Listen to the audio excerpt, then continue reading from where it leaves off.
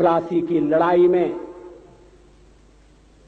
जितने लोग मैदान में लड़ रहे थे उससे ज्यादा लोग मैदान के बाहर खड़े होकर तमाशा देख रहे थे, लड़ाई का परिणाम सुनने की प्रतीक्षा कर रहे थे।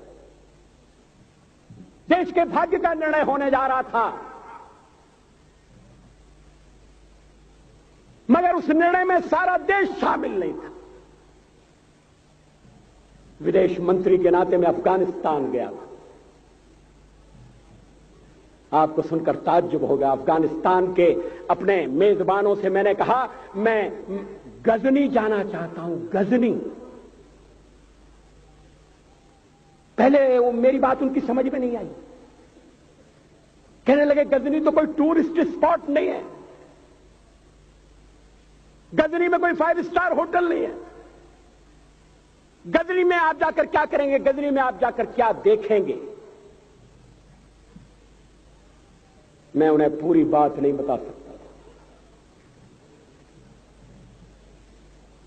मेरे हृदय में कहीं गजनी कांटे की तरह से चुभ रहा है। जब से मैंने गजनी से आए एक लुटेरे की कथा पढ़ी है और किशोरावस्था में पढ़ी है, मैं देखना चाहता था वो गजनी कैसा है। आपको सुनकर ताज्जुब होगा, महमूद गजनी का अफगानिस्तान के इतिहास में कोई स्थान नहीं है।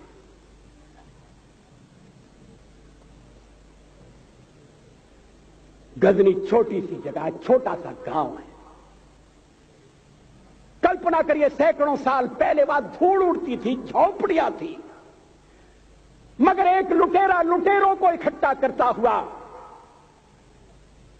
सोने की चिड़िया को लूटने के लिए चला आया। आपस की फूट से जो राजा है वो लड़ेगा, जो क्षत्रिय है वो लड़ेगा। हमने समाज के बहुत बड़े वर्ग को लड़ने के अधिकार से वंचित कर दिया। हमने उन्हें हथियार नहीं उठाने दिए। मार्शल नॉन मार्शल के आधार पर हमने समाज को बांट दिया। वो लुटेरा सोमनाथ के मंदिर तक चला गया। पुजारी देखते रहे। मंदिर की पूजा भक्तों को करना पड़ती है। मंदिर तो एक प्रेरणा का केंद्र है। मैं देशपांडे जी की तरह से नास्तिक नहीं हूं, मगर उनकी नास्तिकता में भी जो आस्तिकता है मैं उसका आदर करता हूं, उसका सम्मान करता हूं। वो जिस आत्मविश्वास से नास्तिक होने की बात कहते हैं, तो मैं उनसे कहना चाहता हूं वो सचमुच में नास्तिक नहीं है। जिसकी आस्तिकता है, जिसका विश्वास है, वो नास्तिक कैसे हो सकता है? विश्वास किसमें है ये बड़ी बात नहीं है, विश्वास है या नहीं। हमने समाज के बहुत से बड़े वर्ग को विश्वासहीन बना दिया।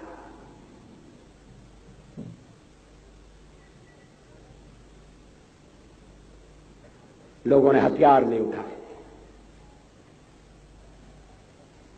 वेद पढ़ने के दरवाजे बंद कर दिए।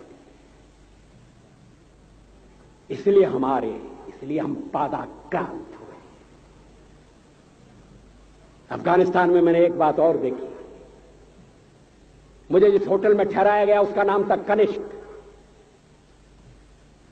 अफगानिस्तान एक मुस्लिम देश है। मुझे बड़ा ताज्जुब हुआ। मैंने कहा कनिष्क यहां कहां से आया? तो मेरे साथ अफगानिस्तान के विदेश मंत्री थे। मैंने कहा कनिष्क आपका कौन लगता है? कनिष्क से आपका क्या संबंध है? कहने लगे कनिष्क हमारा पूर्वज है, कनिष्क हमारा पुरखा है। He was one of our four fathers.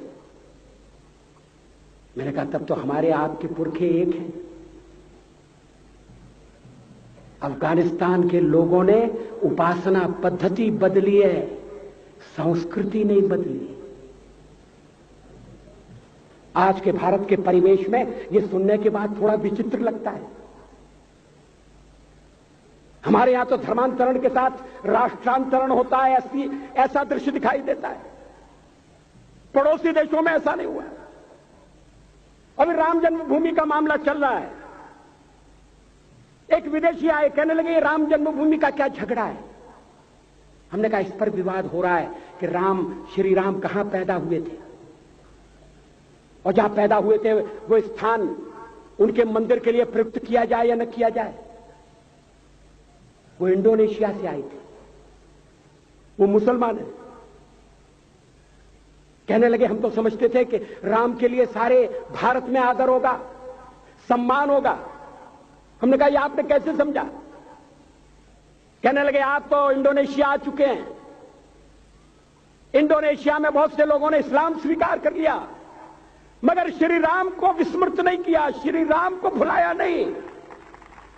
Indonesia के बाली द्वीप में 1 महीने रामायण की लीला होती है। मैं उस समारोह में जा चुका हूं। उस समय भी विदेश मंत्री मेरे पास बैठे थे। मैंने कहा ये रामायण ये क्या हो रहा है। मैंने कहा एक्सीलेंसी ये मंच पर क्या हो रहा है। कहने लगे एक्सीलेंसी आपको पता होना चाहिए। हमने कहा मुझे तो पता है मगर मैं जानना चाहता हूं। कहने लगे ये रामायण है, ये राम है, ये लक्ष्मण है, ये सीता है। हमने कहा इनसे आपका क्या संबंध है, आप तो मुसलमान हैं। कहने लगे हमारा संबंध बहुत पुराना है, हमारा तब का संबंध है जब हम मुसलमान नहीं हुए थे। थाईलैंड की राजधानी अयोध्या कही जाती है। थाईलैंड के राजा को आज भी राम कहा जाता है। सावरकर जी ने हिंदू राष्ट्र की बात की, हिम्मत के साथ। बुनियादी तौर पर भारत हिंदू राष्ट्र है,